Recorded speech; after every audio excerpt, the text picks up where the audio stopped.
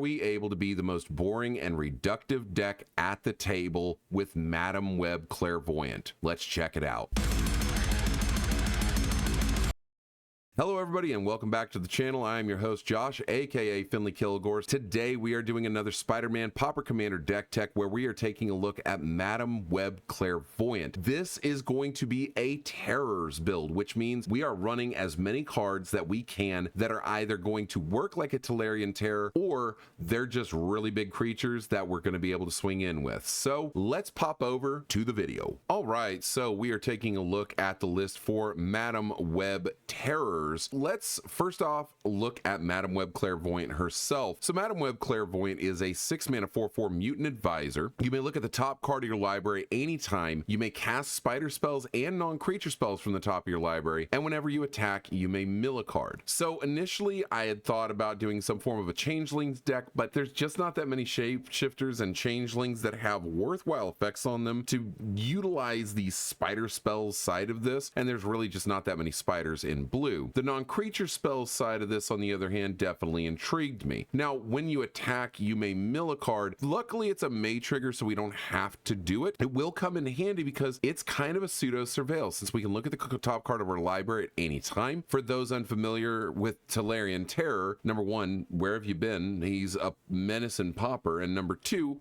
let's look at him. He's a 7-mana 5/5 serpent where he costs one less colorless for each instant and sorcery in your graveyard, and he has ward 2. So really it comes down to him being a 1-mana 5/5 with ward 2 if you have 6 instants or sorceries in your graveyard. So a lot of the creatures that we're running in this deck are going to be based around the idea of either reducing the overall cost on the creature, or it is going to be based around the idea of protection on the creature or some supplemental effect that will allow it to be unblockable. Anything that gives us just a huge advantage. Let's start off by looking at Archaeomancer as well as Biblioplex Assistant. These are ways for us to get instants and sorceries back from the graveyard to our hand. So if we do choose to mill something and we don't necessarily want it to be in the graveyard, we're also running Azure Fleet Admiral because Monarchy really ends up mattering. We've got Elgod Shieldmate. I love putting this in every deck that I possibly can. 4-mana 2/3 Human Soldier with Soul Bond. As long as it's paired with another creature, both creatures have hexproof. Putting this on Madam Web is spectacular. We've got a Cryptic Serpent to 7-mana 6/5. It is the same type of thing as a Tolarian Terror, except it just doesn't have the ward 2 on it. We also have Durger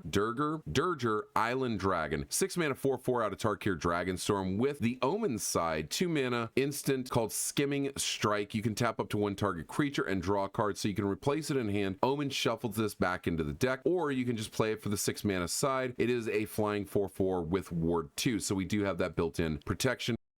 Hey you, yeah, you. I happen to hear that you're not subscribed to the channel and you haven't been hitting like on the videos. Hit the subscribe button. And while you're at it, leave some comments down below. I like hearing from you. You can also go follow my Instagram page at finleekilgore, my whatnot page. Username is finleekilgore. I like selling cardboard. If you enjoy buying cardboard, you can go down to the description below and get $15 in free credit that you can use on my store. Just remember that it's for first-time users only and shipping and handling charges may apply. We've got Dreadlight Monstrosity, 6-mana 5/5 with ward 2 as well, and you can pay 5 to make it unblockable as long as you own a card in exile. Gearseeker Serpent, because we do have a number of artifacts, so he comes out as a 2-mana 5/6 with pay 6 to make him unblockable. We've got Eldrazi Devastator because it's 8-mana 8/9 with trample. Why not go ahead and include it? We've got a Marauding Brine Fang. This is a 7-mana 6/7 with ward 3 and island cycling 2, so we can utilize it to find an island if need be. Mearshell Crab, it's a 7-mana 5/6 with ward 3, but in all honesty, the biggest reason we want it is the uncounterable counter spell on the channel side. You can pay 3, discard it to counter target spell or ability unless its controller pays 3. In most cases, that's better than a mana leak, so you might as well go ahead and run it. We've also got a Mocking Sprite in the deck because we do have a large number of instant and sorceries, so being able to reduce the cost on those is nice. Murmuring Mystic because, again, we do have a lot of instants and sorceries, so being able to make a bunch of 1/1 flyers is not a bad thing to have. Shipwreck Dowser is another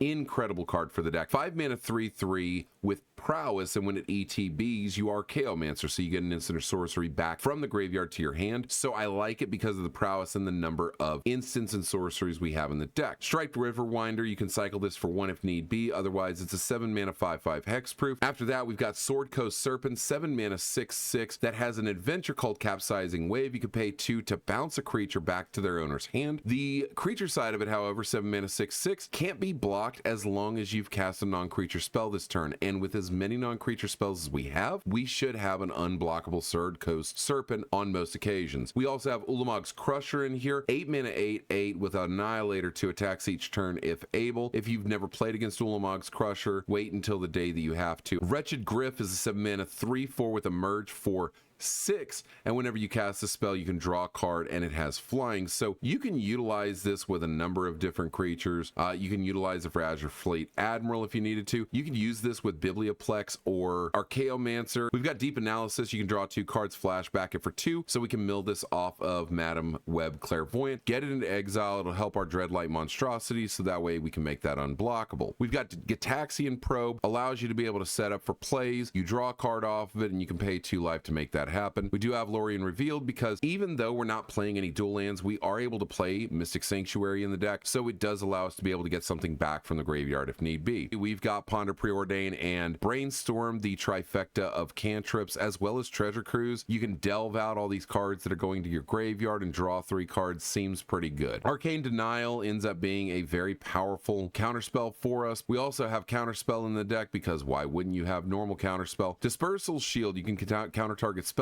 if its converted mana cost is less than or equal to the highest converted mana cost among permanents you control. We also have Disruption Protocol because we'll have quite a few artifacts that we can tap down. We do also have a Memory Lapse inside of the deck. That way we can bounce something that they're casting back to the top of their library. Tucking always hurts. We've got Negate. We've also got Spell Pierce, counter target non-creature spell unless the controller pays 2.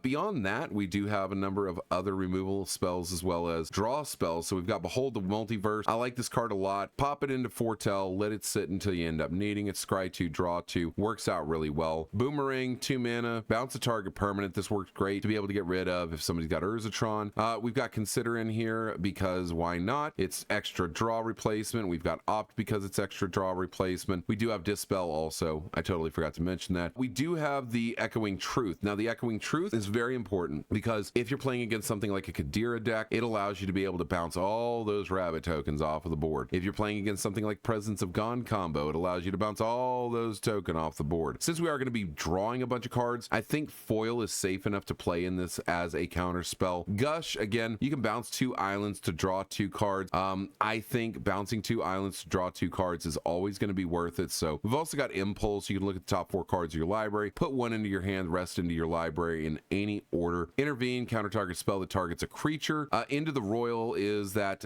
2 mana bounce spell for target non-land permanents, and if you pay the 2 kicker, you also draw a card off of it. Quick Study. So I don't see nearly as many people running Quick Study as I think should be. It is 3 mana for an instant to draw 2 cards. This is an instant speed version of Divination, which is a really solid draw spell. So I think more people should probably try running Quick Study in their casual decks at least. We've also got Snap. You're able to pay 2, bounce a creature, and then untap 2 lands, so it's a free cast. We've also got Snapback. You can exile a blue card from your hand to pay its to cast the spell rather than pay the mana cost to bounce a creature. Always worthwhile inside of any blue deck. Unfathomable Truths was one that I was really not sure about as well. 5 mana in order to be able to draw 3 cards and get an extra mana ramp token didn't seem too bad to me. I put Vapor Snag in anything that plays blue because why would I not? Moving on to our artifacts, we've got a number of mana rocks in here. Commander Sphere is very good for us because it does allow for some card draw later in the game. Decanter of Endless Water,